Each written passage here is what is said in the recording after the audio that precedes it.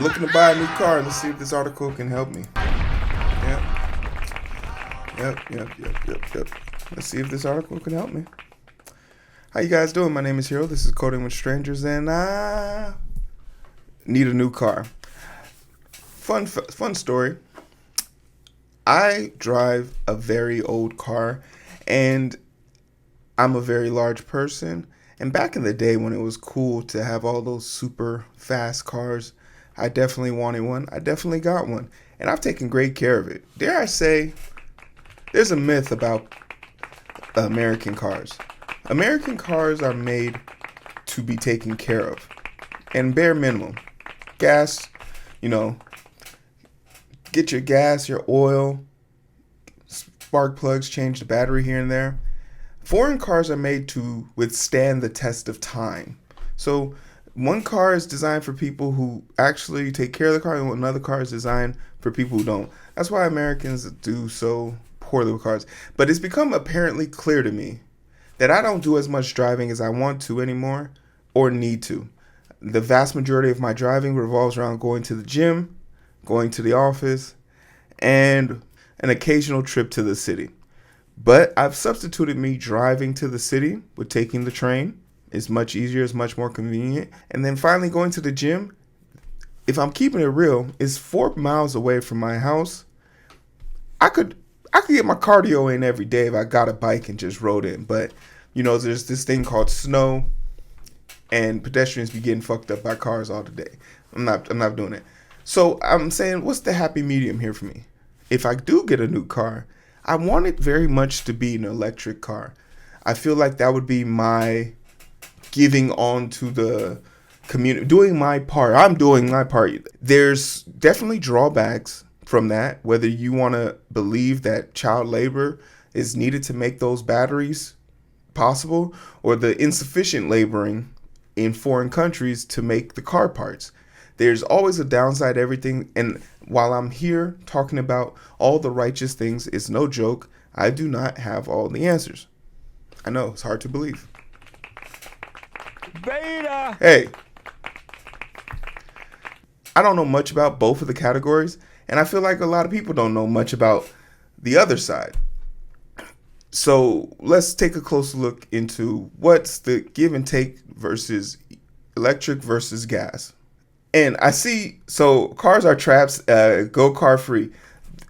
Going car free in certain places makes perfect sense. If you live within a city where everything is interconnected and walkable, fine. But if your nearest grocery store is 10 miles away, the average distance of a grocery store to residential park in the suburbs of Dallas is 14 miles. You literally can't survive. And public transit there doesn't run efficiently. America was made to be a drivable city. And if you want to talk about why it's like that, you need look no further than racism. Every issue we're experiencing now can almost 110% be drawn back to racism. And it's crazy. But when they were dividing up the cities and trying to figure out how to make people in poor socioeconomic situations suffer the most by keeping their grocery stores out of their areas, they relocated them and put highways to divide them off.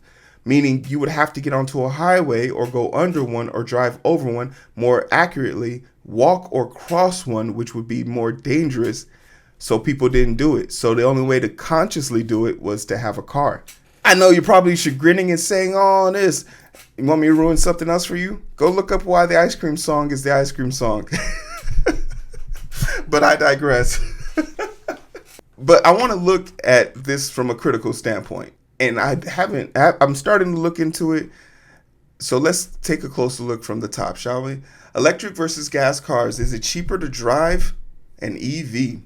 There are plenty of climate and air quality reasons to buy an electric vehicle, but is it cheaper to drive? While it is a complicated question that has befuddled car shoppers for years, in most cases an EV will indeed be cheaper in the long run. And with automakers slashing prices for EVs in the past year, on top of federal incentives for eligible buyers, you may even be able to score a bargain up front. Let's sort out the details. So this is from March 21st, 2024. And I'm watching this after watching MKHB's video on his solar panels and the Tesla batteries that he got at his house. And it's kind of crazy because I immediately told myself this is a prerequisite, and hopefully they mention that here, but if they don't, we'll even dive into that.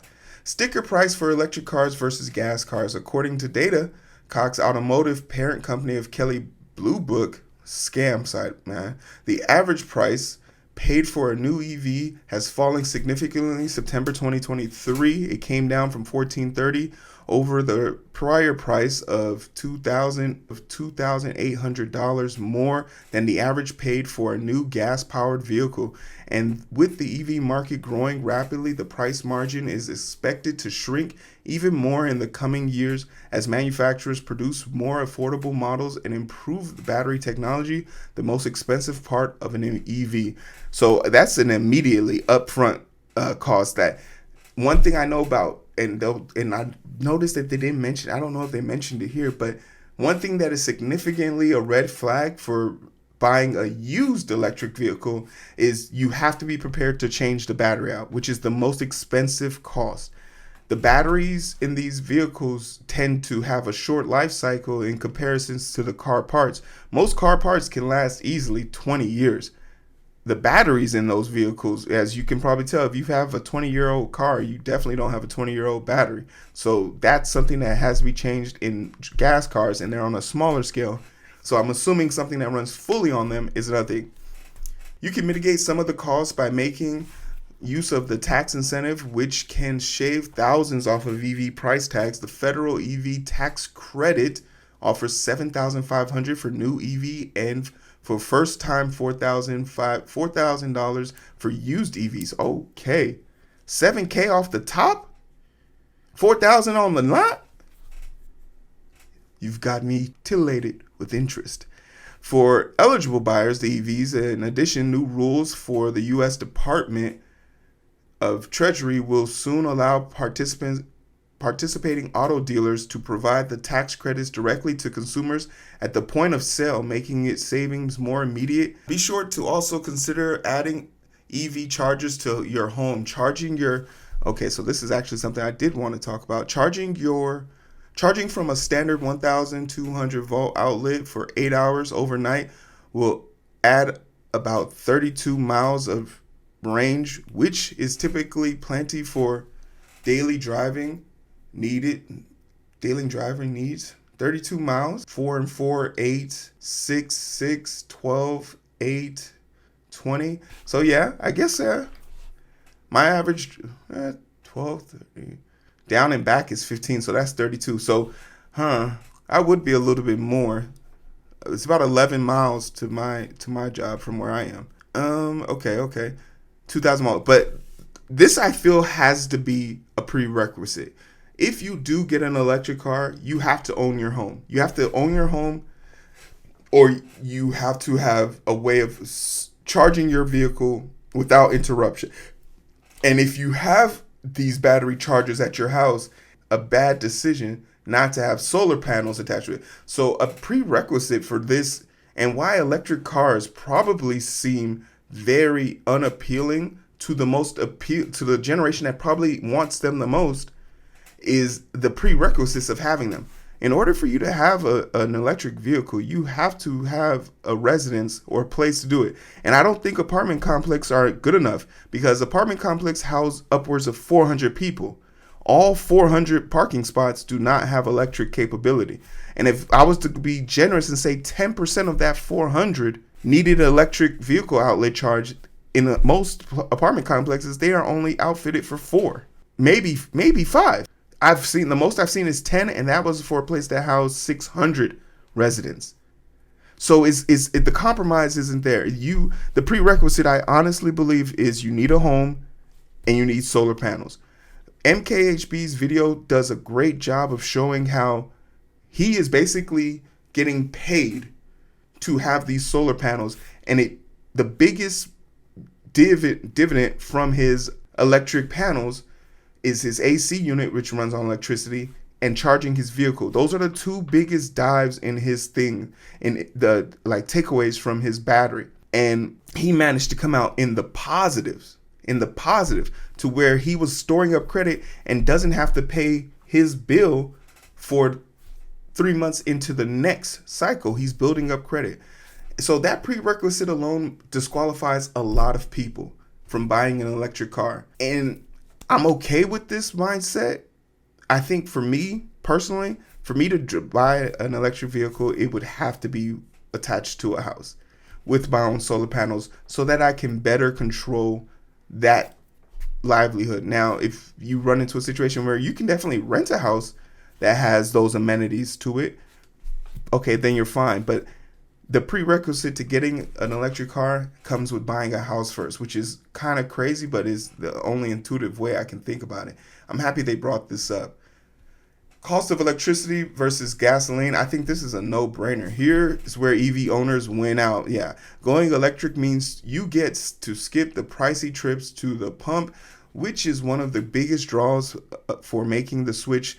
A 2018 study by the University of Michigan Transportation Research Institute found that the average cost of fuel an electric car was $485 a year compared to $1,117 for a gas-powered vehicle, versus a 2020 Consumers Report similar showed EV drivers tend to spend about 60% less each year on fuel costs compared to drivers of gas-powered cars.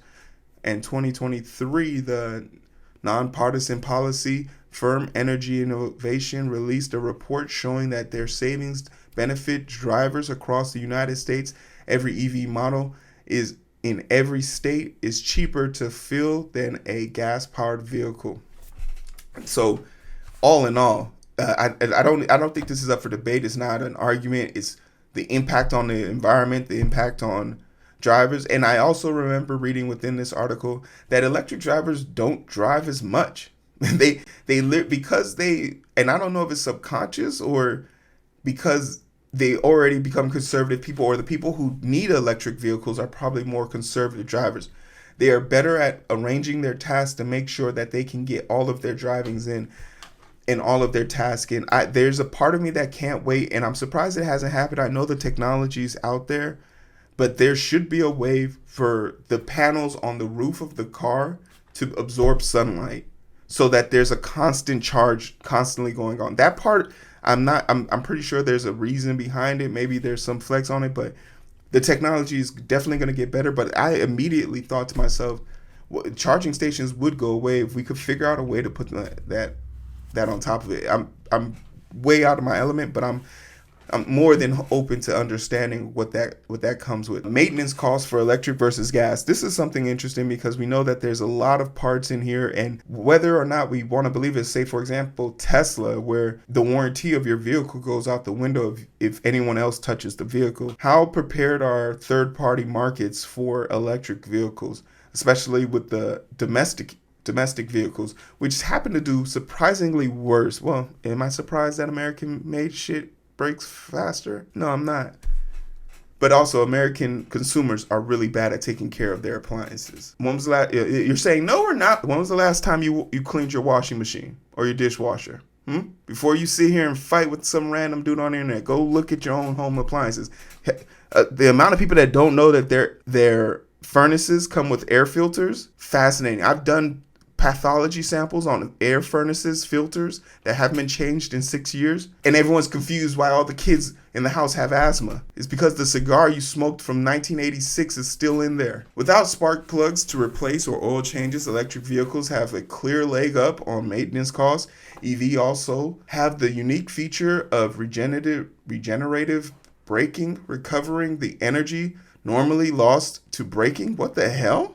That's a thing? Which saves the brake pad replacement. Electric cars do still require some basic maintenance, of course, like service checks and tire rotations, but in general, electric vehicles typically cost half as much to maintain.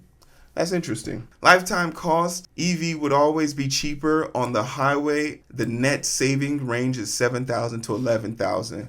So even on the long range, it's still interesting enough. But we mentioned real quickly, we talked about depreciation of the vehicles, and this is just to hold off on the devices. The car's depreciations are pretty significant. This is a comparison of an electric versus the gas version of the vehicles. The Ford F-150, which is an atrocious vehicle, but the main one has a depreciation of $13,000, while the Lightning has a depreciation of $15,000. The same is going for the foreign vehicles too. So we haven't quite yet figured out how to maximize the potential of electric vehicles. We'll optimize them, we'll make them better. 3-year ownership by comparison as well was pretty significantly. You won't, and you can only, it seems, and this is where I said the foreign vehicles seem to have us beat when it comes to the ownership cost comparison and things of that nature. For 3 years, they've figured out a way to maximize that cost in their benefit, while we have found a way to make our vehicles less appreciable over time. The tax credits make it significantly more important. But if I was getting down to the nitty gritty and the brass tacks of everything, my thought is, quite frankly, this. I think having an electric vehicle would be significantly the way to go here. The problem is, having an electrical vehicle in America comes with a bunch of prerequisites that a lot of people who want those benefits probably won't even get to experience in their lifetime. I do foresee a future where if enough people get these vehicles, there needs to be a collaboration or a collaboration where people start making incentives to do this. As I was looking at my own house setup, I know exactly where I would put my batteries and set up my thing. And it's not too crazy of an idea for me to think about getting solar, as my 2 houses in Africa have solar panels, and my parents live there, and I've lost power 3 times last year in America due to snow and some thunderstorms. But I mean, they have horrible weather there too, and when they lost power, they didn't know about it. And the fact that, I look at my electric bills and think to myself, man, if I could just get some solar panels on this motherfucking house of mine, I think I'd be great. But you want to make sure it's your house that you're building it to. Also, they can be transferable, they can be moved. I don't think another thing that comes to mind that's going to be a deal breaker probably is where you live. Those solar panels need at least 8 hours of sunlight. And even when you see light outside, a 10% cloud cover could literally cut your power usage in half. Not to speak of cold weather, batteries need an internal core temperature to be warm enough to heat. And I've seen people who have taken the approach of insulating their in-house batteries so that they're maximize their power, but that's just an upcharge cost. If you're used to being able to drive 100 miles with your vehicle and it's cut to 45% because of the weather outside is too cold outside, that drastically changes how you move in your vehicle. And there's that level of concern about if you're going to be able to do it. Gas-powered vehicles have become incredibly more efficient, and we have hybrid vehicles that could probably gap that loop. But I feel like there is no in between here. You want to go in or you don't want to go in at all. So for me, I think when I sell this property and I'm ready to move on and get my next property, I think the prerequisite for that is going to have solar panels on it, and it's also going to have battery charging station for in-house and for vehicles. That's just another form of independence, and I think seeing as how I can take advantage of a lot of tax credits and get most of this done at no upfront cost to myself for the first year, I think it's worth it. I think it's going to be the groove, it's going to be the change. A lot of those solar panels now look super attractive, and not having to pay gas or an electric bill, changing all your appliance over to electric to usurp that process, I think would be an I. But I'm curious to know what you guys think. You guys have been extra chatty about this. Stop it. Let me know what you think in the comment section below. Electric, gas, pick your side. May the best man or woman win in the fight. No, I'm not playing. It's not even really a fight. Do whatever you want. All right.